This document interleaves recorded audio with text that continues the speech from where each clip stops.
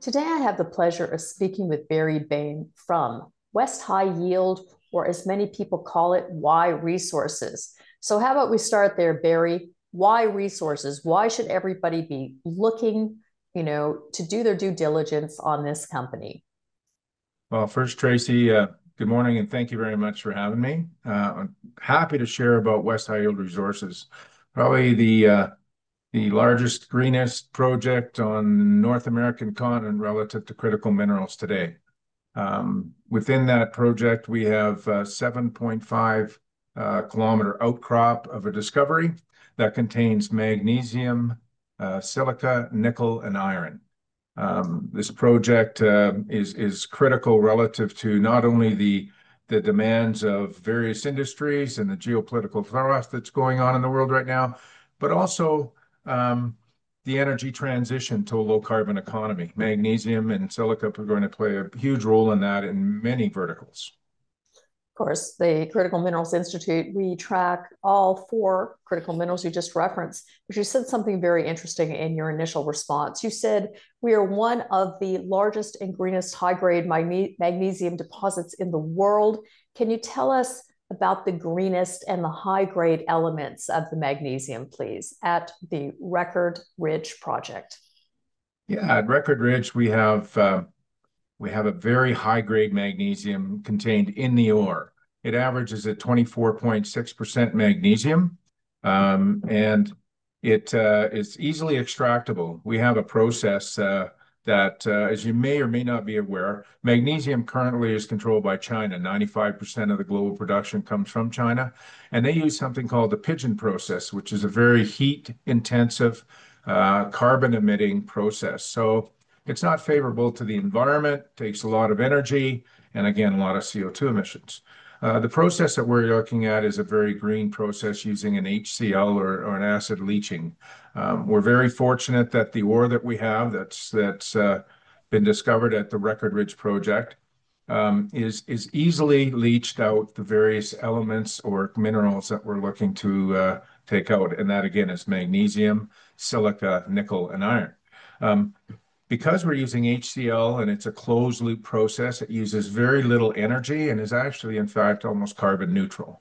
So that's one of the competitive advantages on any manufacturer from an ESG component and looking for a premium product that doesn't have a CO2 trail with it to be used in their manufacturing process. This is a great product for them to look at acquiring.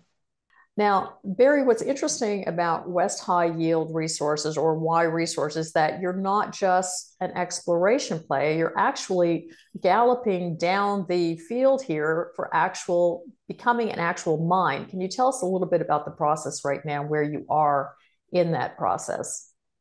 So you're most likely aware that Canada has some of the most rigorous mining standards in the world, and as such, it takes a long time to bring a mine online.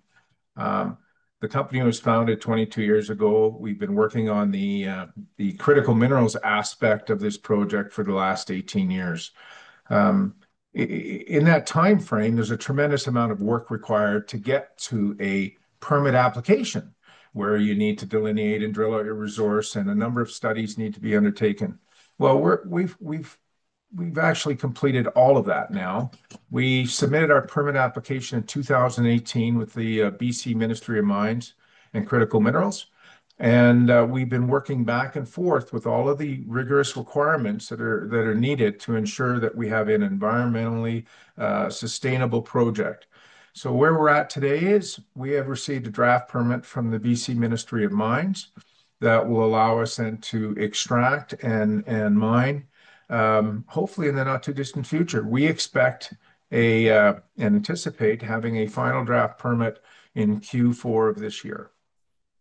Once you get that final draft permit, or when you do, can you tell us what shareholders should be looking forward to? Well, the next step for us, of course, is to begin construction. We currently have an LOI in place already for an offtake agreement for the first couple of years of the project to ensure that we generate cash flow. As soon as we have our permit in place, we will undertake the necessary pre-work for construction. The beauty of this project is it's close to infrastructure already. We have power and gas running through our lines. We're only 2 kilometers off of a public roadway, whereas some mines, as you may find, are in the middle of nowhere and need to build a tremendous amount of infrastructure, camps, roads. We're fortunate that we have approximate labor force. We won't need to build a camp. And the beauty of our project is that we will be able to basically drill, blast, crush, and ship. Because our ore contains 94% saleable products from extraction, and again, that's magnesium, nickel, silica, and iron. We don't need a large processing facility on the mine site. We don't need a tailings pond on the mine site. This is a very simple project, but very, very economically rewarding. So, shareholders can look for a number of announcements relative to the next stage of development. We have an LOI in place with the Schema Solutions, which is a indigenous mining contracting company that is in partnership with the Sutherland Group of companies. They've got over 30 years experience in crushing and shipping and trucking. And this is a tremendous, again, example of our project through economic indigenous reconciliation for Canada. So we are very excited about the next steps of the project, and there's a lot of onward momentum upwards. We have the tailwind of the critical minerals needs. We're onshore North America, and we have minerals that, as the current administration in the United States, for example, is looking to repatriate manufacturing into the U.S., they need a safe, secure supply chain. And we can deliver that in a relatively geopolitically stable environment. Those of you out there interested in finding out more about Y Resources or West High Yield Resources and the Record Ridge project as you advance towards becoming a mine, please go to the following website. And Barry, thank you for joining us today. Tracy, it's been a pleasure, and I look forward to speaking with you again.